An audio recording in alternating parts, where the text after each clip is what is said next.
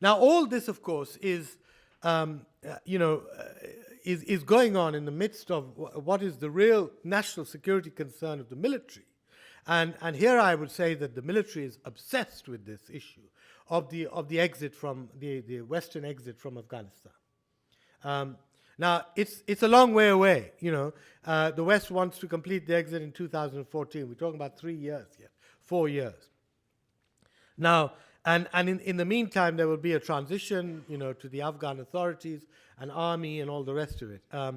Now, of course, there's a big debate on whether this is going to work or not going to work. I mean, frankly, if you want my opinion, I don't think the transition can work in the midst of this very vicious civil war that we have in Afghanistan, unless this violence is brought down, unless this war comes to an end. Because transition doesn't mean just that you hand over to a revamped Afghan army.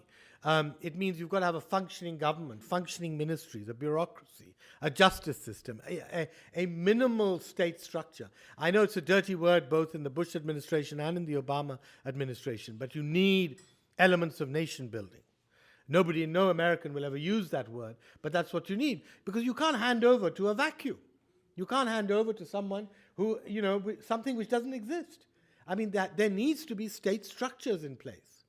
Anyway, so that is that, and my whole argument is that this is not possible. This transition is not possible until you bring the war level down, the fighting level, the violence level down, and that means that you've got to talk to the Taliban.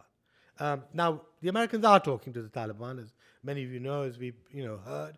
But I think there has to be a much more public policy by the president, which has to be probably debated very hotly, but it has to be domestic reasons have to be given for this, international reasons have to be given for this.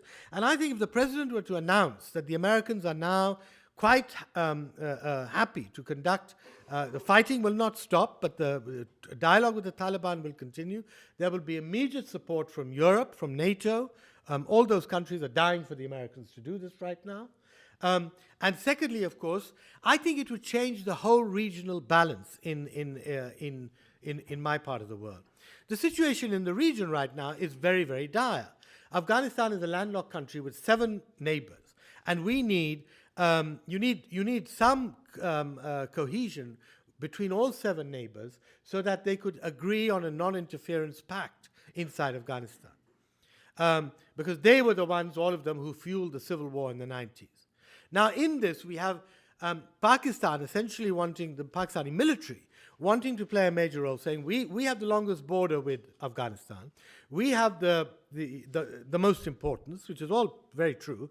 We are the trade conduit through Karachi, and so we have the largest ethnic group which crosses both sides, the Pashtuns. 15 million Pashtuns in Afghanistan, there's about 40 million in Pakistan. So naturally, I mean, Pakistan has a right to say, well, we have the greatest interest in Afghanistan.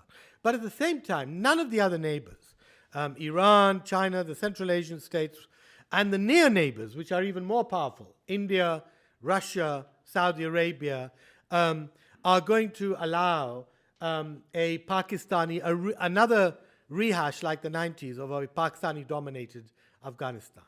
And that is what the whole tussle is about.